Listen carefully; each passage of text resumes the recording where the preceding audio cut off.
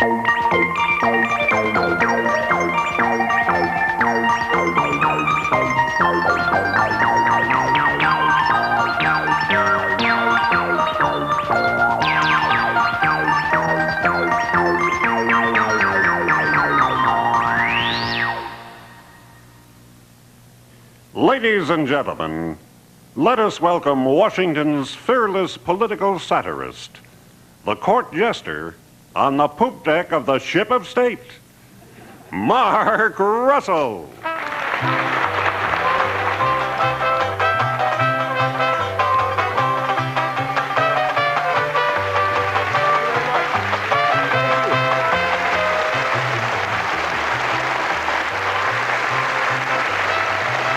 Thank you very much.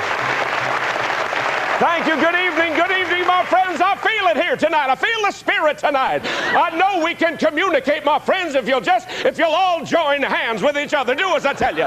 Join hands while we try and communicate with the spirit.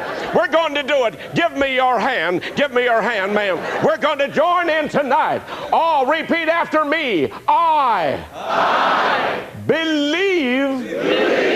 I believe in the Baltimore Orioles. It'll work, I know. I feel it now. Goodness. 0-19. My goodness, that is really something. It's a good thing the Orioles are on the road, because when they get back to Baltimore before the game, they will not sing the national anthem. They will sing "Let My People Go."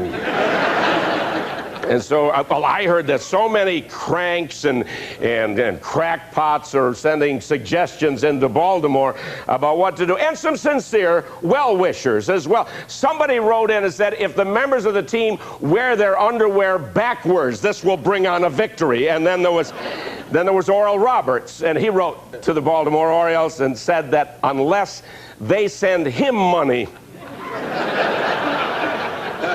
God will keep the Orioles in the cellar. So anyway, that's the end of that. Incidentally, that television writer's strike is still going on. If anybody in the Writers Guild is watching, I want you to know this entire show was written by Larry Speaks. Okay, so now you know that. So the campaign winds on, doesn't it? People keep asking me, well, who do you want to be president? Who do I personally want to be president? Well, let's put it this way. If Pat Robertson were in the White House, I mean, my career would take off, there's no question about it. Of course, I'd be living in Canada at the time. Now, we know that Vice President George Bush, he's got it. And now the only mystery with Bush is who his running mate will be. And I heard that the front runner to be George Bush's running mate is California Governor George Dukakis. They figure Dukakis will add charisma to the ticket, which is really something to think about, But every magazine you pick up for the past 3 or 4 months in this camp, every magazine has that same stupid question on the cover: what does Jesse Jackson want? What a dumb question. What does Jesse want? Would you believe a view of the Rose Garden? That's what he wants. That's what he wants. All this dumb speculating, and they're saying, well, Jesse wants a bigger piece of the pie, or Jesse wants the whole pie, or he wants the vice presidency. The vice presidency is not a pie. That is a Twinkie. Then they say. Then more speculating. They say, well, at the convention, Jesse Jackson will make a deal. He will trade his delegates for a cabinet position. Oh, really? Any cabinet position? Is that what this is all about, huh? Secretary of the Interior? I'd hate to be the guy to offer him that job. All right, Jesse, you're going to be Secretary of the Interior now. Here's your Smokey Bear hat and your shovel. Good luck in the forest. Come on. Oh. And the Democrats are in such a quandary, they don't know what to do about Jesse Jackson. They don't know what to do. They don't know if he's a black George McGovern or a white Stokely Carmichael. They just don't know. And a prominent Democratic leader the other day said, quote, he said, in the Democratic Party, there is no Stop Jesse movement, and we're going to put a stop to it. Oh, America sings. Nothing is as messy to the Democrats as Jesse come the summer. sure was looking harassed, and Dukakis just embarrassed, only dumber when they get to their convention and the primaries are through, and they find all the attention is focused on you-know-who.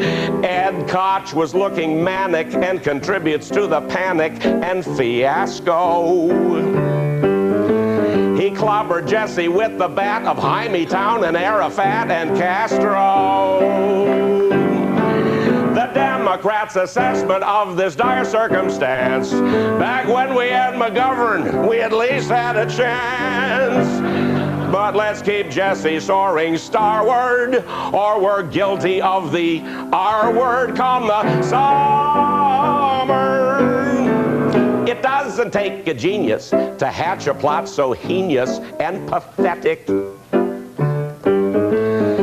I know the word is heinous, but that only rhymes with anus, too prophetic. If they had Aladdin's lamp for only a day, they'd nominate Aladdin and hope that Jesse went away. Oh, it's all so Machiavelli, like Cuomo's fire in the belly come the summer.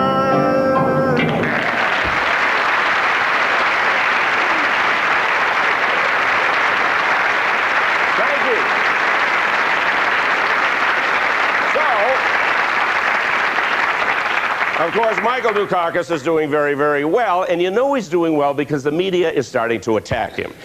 And the media, you know, they're jumping on Dukakis for appearing to be too competent. Oh, boy. Oh, competent is the kiss of death in today's politics, I'll tell you that. So I guess Dukakis is going to have to purposely botch up some statistics in order to appear more presidential. Well, you can hear people in the street already saying things like, I don't know about that Dukakis fella. He looks a little efficient to me. Well, that's true. Dukakis, you know, he's a little lacking in romance and poetry, you know. It's amazing. The one bland Greek in the world, and he's running for president.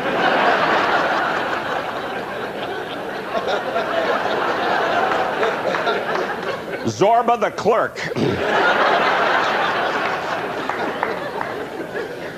I don't know, we may go from the Gipper to Mr. Goodwrench. No, there's a difference. There's a difference. See, Mr. Goodwrench raises your hood and says, I don't like the sound of that engine. The Gipper slams the hood shut and says, see, now you don't hear it anymore.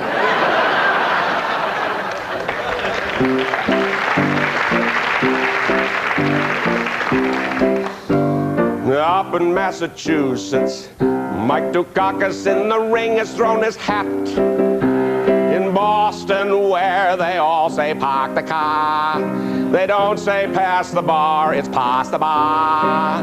Go to Harvard and you will go far. Do we really want 4 years of that? What about Dukakis? He'll probably get the nomination, ain't that nice? This time last year he didn't have a chance until May when he started to advance. All because of a certain circumstance.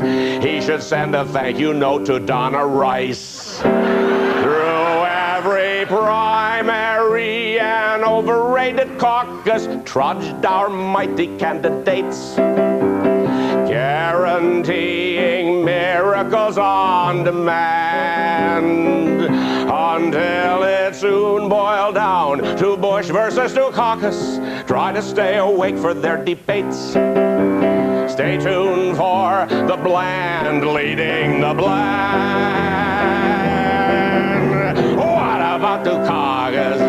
Will he be the winner on election day? What charisma has Dukakis got? Will Jesse Jackson give him second spot? Whether he's the president or not, Massachusetts runs without him anyway.